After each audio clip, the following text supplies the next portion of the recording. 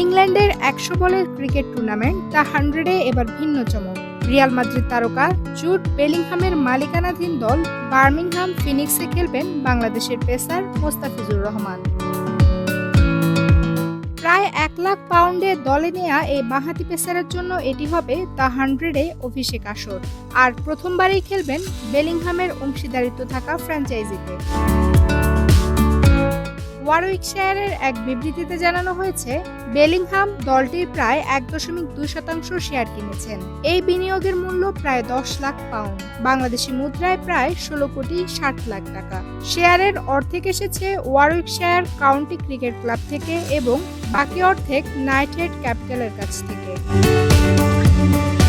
আগামী ২১ জুলাই শুরু হবে টুর্নামেন্টটির নতুন মৌসুম। তবে এখন পর্যন্ত মাঠের পারফরম্যান্সে খুব একটা সফল নয় বার্মিংহাম ফিনিক্স। ৮ দলের এই প্রতিযোগিতায় এখনো কোনো শিরোপা জিততে পারেনি দলটি। বেলিংহামের জন্য এই বিনিয়োগ শুধু ব্যবসা নয়, আবেগেরও বিষয়। বার্মিংহামে বেড়ে ওঠা এই ফুটবলার জানিয়েছেন, নিজের শহরের প্রতি কৃতজ্ঞতা থেকেই তিনি এই উদ্যোগে যুক্ত হয়েছেন। পাশাপাশি ক্রিকেটের প্রতিও তার রয়েছে দীর্ঘদিনের ভালোবাসা। ভবিষ্যতে শিশুদের খেলাধুলায় যুক্ত করতে চান, সামাজিক কর্মকাণ্ডেও ভূমিকা রাখতে চান বেলিংহাম। তার মতে, খেলাধুলা নতুন প্রজন্মের জন্য সম্ভাবনার নতুন দুয়ার খুলে দিতে পারে।